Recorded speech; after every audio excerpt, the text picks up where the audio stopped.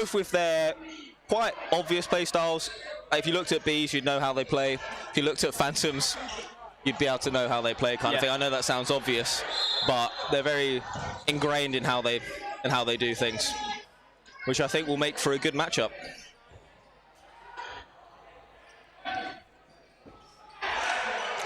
But Bees will want to be getting 4 points today. I'm not sure who they're playing after this, but they want to be picking up 4 points with Meteors and Spartans in the last league meet. Is that who they've got? Yeah. Okay. So you're back in, obviously, the league standings to win, then they want to be picking up 4 points before a tough league meet at the end. Well, in this game so far, it's gone their way. Obviously, Tom Bell gets caught out early on. Manchester Bees, that two-player up with Ellis and tapping on those wings there. Good, actually, but good movement from the middle player there, Miles Whitfield. Bees later on today do play Wessex Wolves, so you could imagine they'd probably be picking up that win from that. So really want the big win in this game to hopefully solidify that third place. But I'm not sure how the standings are going with all that's happening with Rangers, etc. Yeah. But on the other hand of things, Derby, I think, will just be happy with whatever they can claw in terms of the standings, having come in as a new team. And looked very confident. And exactly that. It's interesting, that play just then where Benbridge decides not to throw. It's interesting because if he takes Ellis out there, tap it, it's almost like a big game of chess and you're looking into the next move. If Benbridge throws against Ellis, Tappin then throws against Benbridge, but Woodall is straight down his throat. He's there almost to take that trade. You've got to make sure and you've got to trust that your team on those wings and your counterparts are getting the hits in the retrospective areas. I think once that decision to go is made, you have to be making it, because then it makes the 1-for-1 not so bad. But you go 1 for none, obviously your team aren't going to be too happy with that. And 3 balls, 4 balls, that's Simon Tappin finishing off the set. Well controlled set from Bees, apart from Liam Ryder getting hit out. Look pretty confident. And that's what we see from Bees time and time again. They are almost up that upper echelon of they do everything almost basic style, but very, very well. Yeah, they've got a very even team as well. You got your wingers set up, you've got your Ross in the middle with Dan Newton, confident catchers. That's how I think a Dodgeball team should set up, even, balanced, and offering all aspects.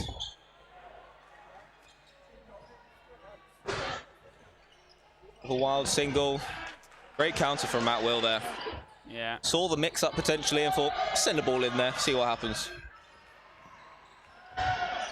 A good return. And that's exactly the game of chess that you just mentioned.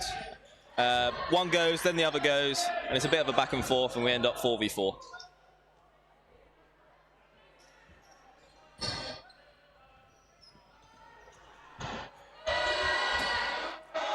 The back and forth not quite working in the favour of Phantoms. They're that one player down as the second set plays on. Oh, off the fingers. I felt that. Yeah. He looks okay. Yeah. But that could have been a bit nasty. Yeah, Liam Ryder, he's gone for that catch. He's gone for the third one because he knows it's coming in that direction. He's dodged the two. Well placed from Tapping. Very well.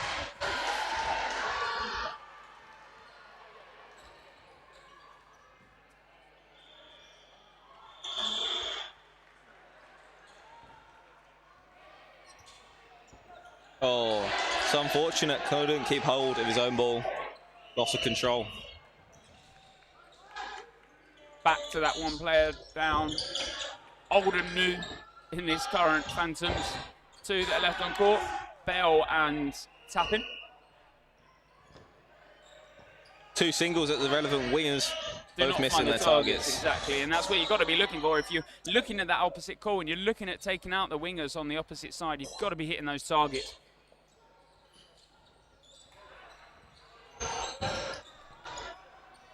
Just a little bit of a game of safe singles at the moment. Too scared to throw central, and then Tappin decides, I've had enough, but he gets caught. Yeah, exactly.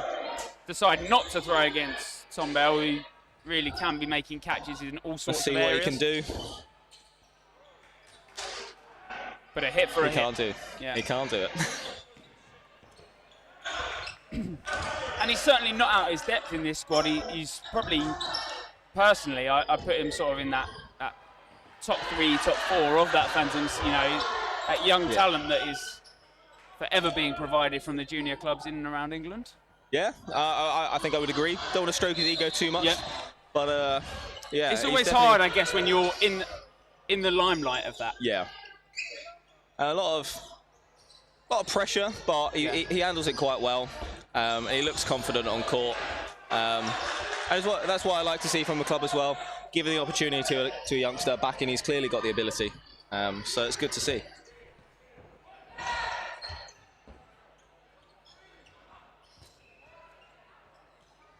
Oh, lovely shot.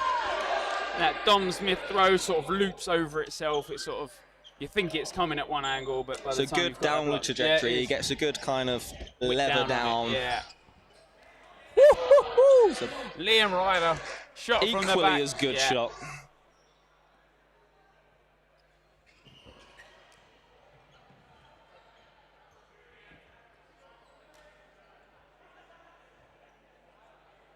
That 3-ball attack now. And like you said, it needs to be more aggressive. Oh. Both 2 hits, that's good, that's good. Okay. I thought Aiden might have got underneath I thought he got underneath it there, but he has called himself out, or a referee has called him out for that anyway. Dom Smith is happy with that play. Ball called. Great shot by Miles. Yeah. Again, Liam Ryder's a very confident catcher, can take a lot of good catches, but they're placing it in the right area, so he's not. I think if you start feeding that catching, it almost becomes more alive, you know. Yeah, the confidence grows and grows. Yeah, of course. And you don't want to stop. It's a chain reaction that you don't want to get going.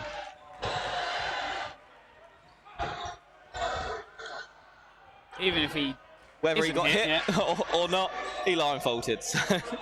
And that back line, all lines obviously in this court are hard lines, what we call hard lines. So if you tread on them, you are out. Unfortunately, the 2-ball attack, a very good one from Will and Badley, making sure that Miles won't be appearing on Matt Does Dodge again. Couldn't take that catch. So 6 up Bees, and they've been calm and collected. They're not rushing anything. You know, the next set is no different from the last, and they're winning it in the same way. And when there is a bit of chaos happening, they're either coming out better or on top. And as we say that and feeding Liam Ryder's catching, he takes the catch. Catch obviously made before Matt Wheel is out. Hop up and then a... Winters does make the catch, but is hit out in the process. So, you know, we've only done 30 seconds of this set. We're already down to a 3-on-2.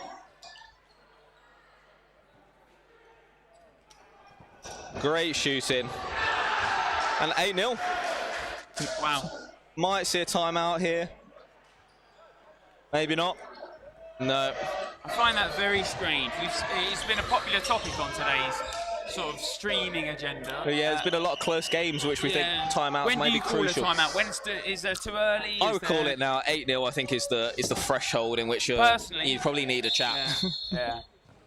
It's the 8-0 down curse, I believe. I don't know. We were talking about the old international England v Northern Ireland 8-0 down. I know we don't like to talk about it too much, but it was something that sort of like a bit of like homework that we look back on and we can sort of realise what went wrong in that sort of situation. Yeah, and I think one more, so the 8-0 is attainable still, very attainable, but as soon as you start going 10 down, I think that's when it gets a little bit harder. You saw that last meet when Rangers went 10-0 down against Phantoms. Oh yeah, hilarious. No, but they should have. The timeout should have been called earlier. Yeah, 100%. and that is that threshold. I think Bevers has come up with that. If someone, my God, ran fast. I don't know if you saw that on stream, but someone just sprinted. Oh, and Ed Raven finally gets hands onto it. He might have fumbled it once or twice. Ed Raven coming on, proving a difference. Personally, a very big arm. I've not played him in a while, so obviously his game's probably developed. But back at MK, he was very easy to stand and counter. I guess the way he threw in that, he opens his body so wide. Yeah, a big wind-up, which can be, I guess, when you are that tall. But if he gets it in, that's coming at you fast. Yeah. So, but if he can stay alive in a set, he can be proved very useful. Bembridge does hit the toes of Raven, but does not find the catch of tapping. I think Derby will just want to keep a hold on this set, which they do. They go 1 for 1, which still keeps them in the lead.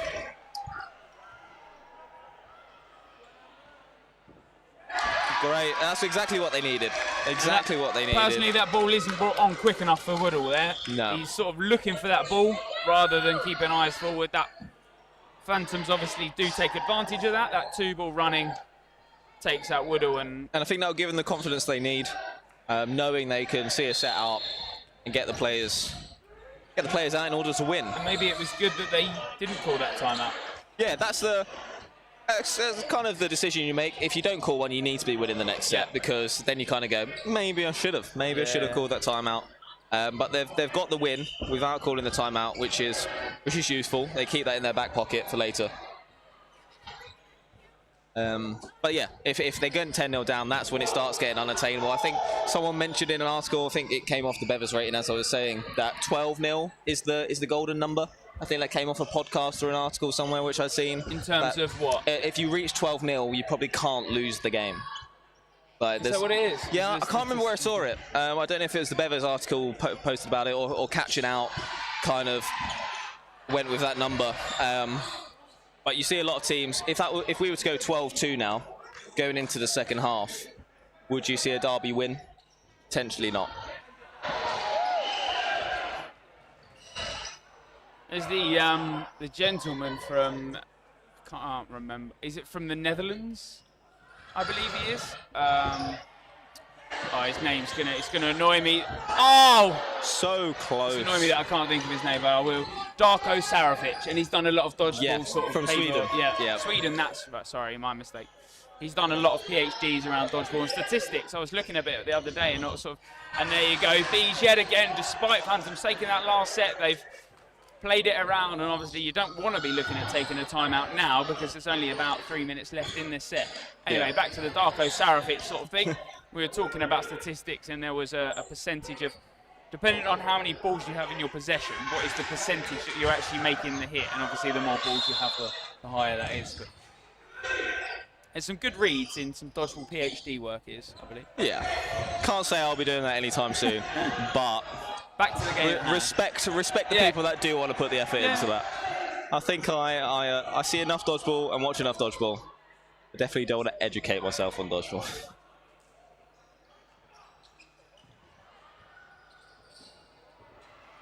Oh.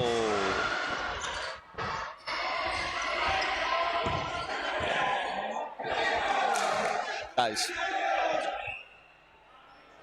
And not quite sure what's gone on there. The refs. A lot of back and forth. Adam Madley's coming on court. Don't know if there was a catch. Don't know what happened.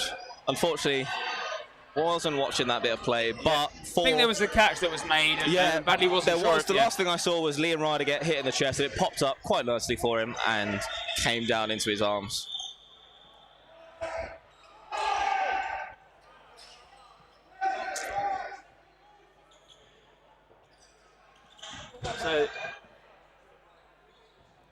So that one player down now. Nice block from Dom Smith getting low. 4 balls. And I think that's the chaos Derby have been bringing to every set. Don't think Robbie needs to release there. He's got the last ball. The odds of him making a play in which he comes out on top are very low. And I think that's what's fed into Bees being in the position they are now. But Bees, despite them facing that aggression and that crazy play style, Bees yet again from the back. There's talking is there. Okay, we've got 4 balls. They reset and they play that next play rather than rushing into sort of a hectic play style.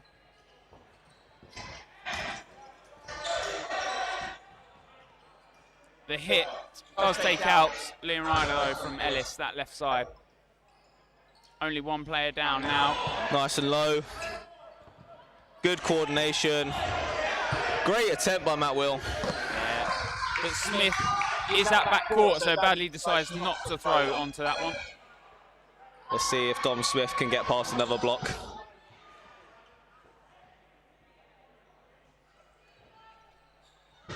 Oh, lovely blue. Or as we call it, a blue. A lovely safe call. Seconds are dying in this half. He actually hits badly. Lost of control to draw the set.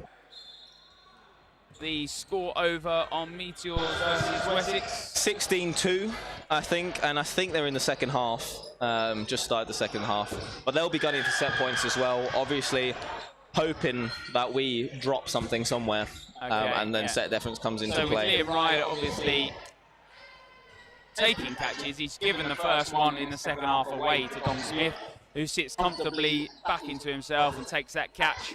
Bembridge then not finding the catch in return to bring on Ryder. McGuigan's out in that play. So out of the blocks, Phantoms have come fast.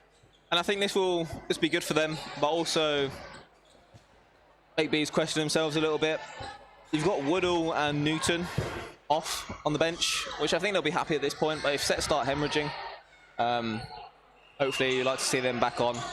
But I know I'm very aware, and another catch given for Robbie Winters this time. Obviously this is not what Bees want out of the blocks in the second half. No, exactly. But Bees do quite a lot of regular subbing, didn't they? They're pretty even in pairs. They've got even rotations. Which I don't agree with. I think you put we actually tried it today in the seconds. I'm a fan, but not a fan. I like it in aspects. I think at some levels it works, but I think if I looked at that Bees team, I'd be able to pick out the correct six. I think like a best six. Yeah. And then I think they have that. Yeah. And I'd like to see them do that, but obviously each club has their own kind of way of working. Better timing there, and they hit him. Yeah. He can easily block the first, then the second. There, obviously, where he's made down. that jump, he knows sort of the next movement in play.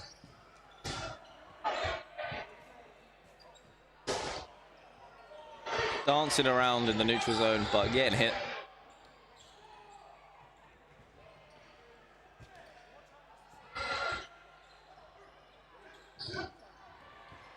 Catch it! Oh. Would he have ever made that is a question we will never know the answer to. Badly also taken out in the play. First set does go to Phantoms. Is this the turnaround? Obviously, both teams still have that timeout. Was it a play style that Phantoms wanted to play into? Well, who knows? I think it is. You kind of commit. Like as a team, you know what you need to do. Obviously, it's hard when you lose in back-to-back sets, but how much can you change in that minute timeout? Not a lot. You come out with a play style that you know your team can play with, but that's exactly what they need. A little bit of press maybe to get that. The Bees end up with 4 balls. Raven Ed making himself busy. Trying to be a nuisance 2 there. hits. And a nice little turnaround from the side of Manchester Bees. Bouncing to Matt. Ryder just making sure that all players are on the same page there in terms of their call. Great shot.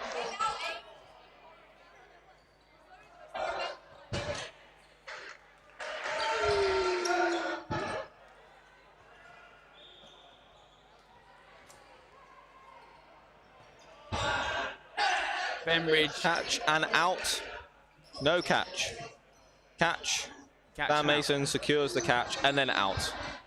I think if I was Bevis here, I'd be happy with catching out. Yeah, for sure. No out. Huh? Just a catch. Oh, no out. But underarm from Dom Smith. Interesting sort of throw, but does get plenty amounts of power on it. But a 6v1. Great safe from Liam. I think this is the set that you want to take to time. Take to 13-5 with the whole set being used. They throw all 3. Dom Smith comes back. It's Matt Will. Matt Will. And he'll be disappointed with himself because he knows where he's coming and he set himself perfectly. He's got one person to look at, one ball to focus on. But I'm sure he won't be too worried because his team will finish it. Oh, so close. But they do finish it off. Yeah, exactly that. And Bees then take the set. So obviously have done something right in that next set. They don't need to panic. They don't need to worry about anything. Let's see now. They're past the threshold of 12. Let's see if it works. They will not lose from here. I can guarantee you that. Obviously, that's probably quite an obvious statement to make. But as much as Derby may turn things around, I think the minimum they'll get is a draw today.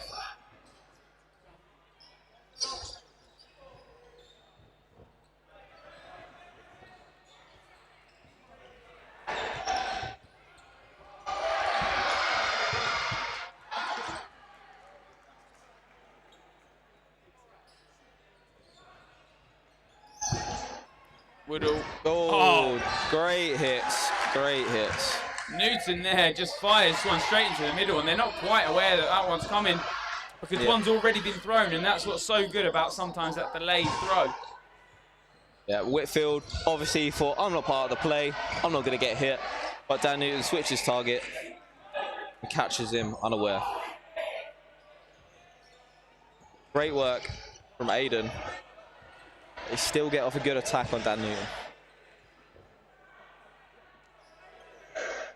So with just under 9 minutes now on that clock, is there time still for Phantoms to make that turnaround? Do you think it's too late, or is, you know, have they got to play super erratic here in their play style? Great hit by Tom Bell. I think, as I said, I think now the minimum they could probably get, the maximum they could probably get is a draw out of the game. They've got 4 sets to win in the next 9 minutes, and all it takes is one thing to go against that, and I think it's out of their hands. But they want to be taking this, and then they want to kind of be speeding up a little bit, but that's not going to help the situation, and that isn't going to help the situation even more. That is certainly not going to help the situation, and I think that ends the game there. Yeah, personal opinion, that's it over for me in terms of Phantoms. Yeah. See you later. I'm off.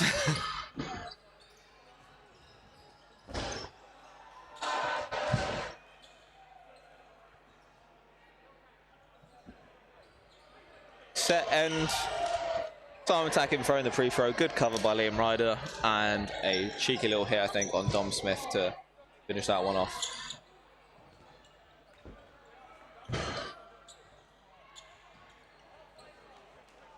(15-5) now, so obviously that 10-set difference, that's 5 games. 7:38, definitely too late in terms of how. I guess some teams would take it dependent on who you're playing. Against Bees, you're never going to be able to do that because they will they will play time in every aspect, and they do just. Oh, Great catch. I think the opportunity's on, but it's one of them. I think it is. He was very close, but you know, yeah, you know you've baited out 4, so why would you then throw?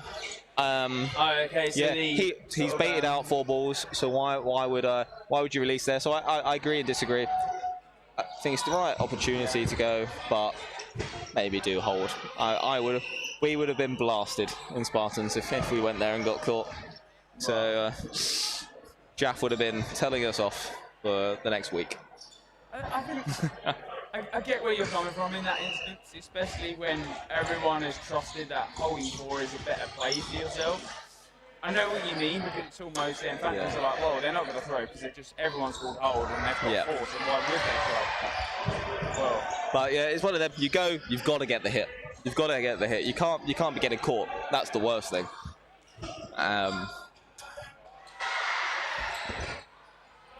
Great coordination.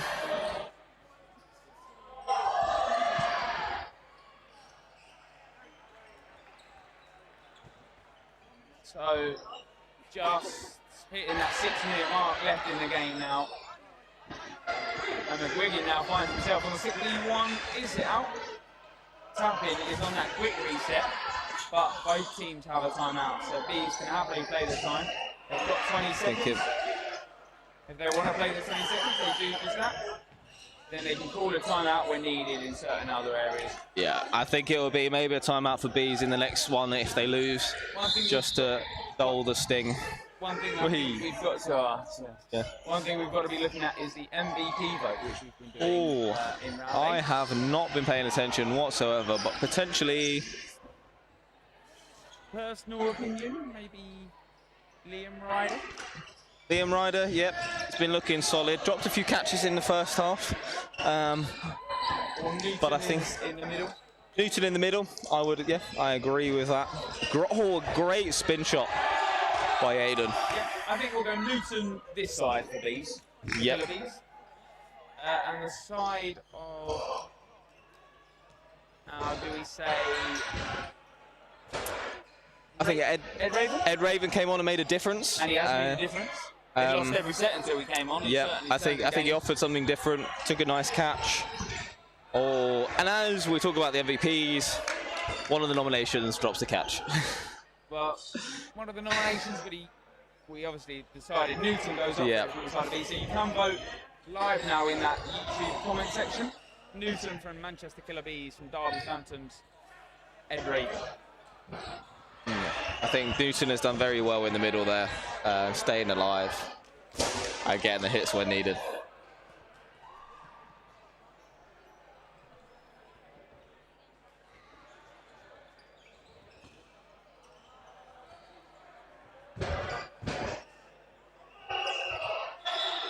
Time pause there just as they try and get the ball.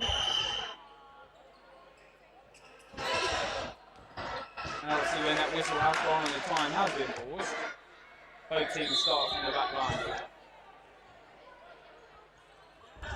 Great dodging from Jonty. Very good dodging from Jonty Bird.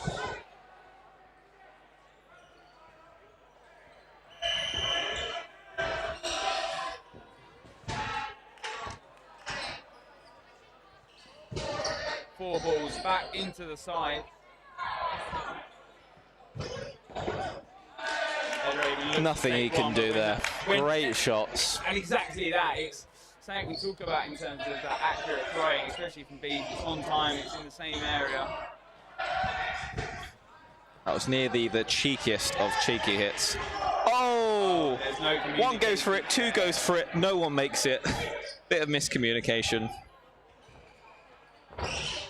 Oh. Perfect timing from Badley. Great again. Yeah. You're looking for that off-time throw, taking that first ball. And if they're not, no chance that you're making it. Make sure you're getting your votes down in the YouTube comment section. Are we giving away any free alcohol, or is that No. just a world champs thing? Oh, reaction from Jonty Bird. Right in his chest. That's unfortunate, but also very lucky. Great shot. Great areas. Great shot again. They've been so disciplined, Bees. They've done nothing wrong. So you can't moan at sort of. They're trying to play sort of. Unlucky there for Caught unawares again. Not having the best game, Miles Whitfield in the middle, but it's hard in the middle. When the throws are as good as Bees have been across the whole game, there's very little to work with. Time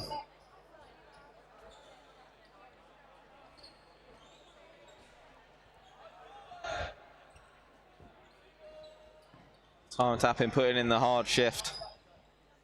Got 3 balls. He's baited the 4th. Bees are going to be happy with this. It's all the time in the world.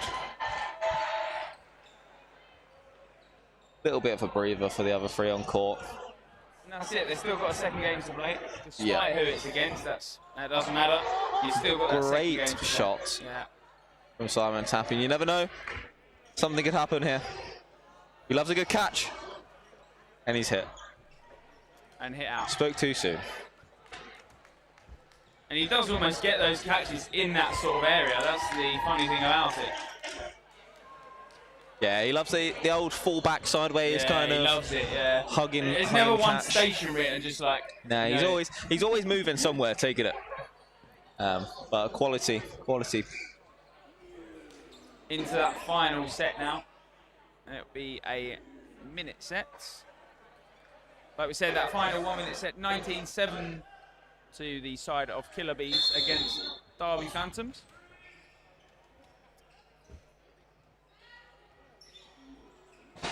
And maybe he was right. It was that 12 you spoke about when you're 12 up. Yeah.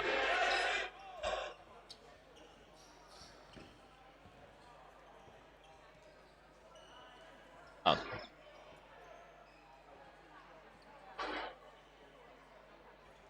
But he's looking controlled so far. Dom again with a good aggressive hit. Trying to take that 1-for-1, but coming out unscathed and staying on court, which is very good. Good movement after the throw.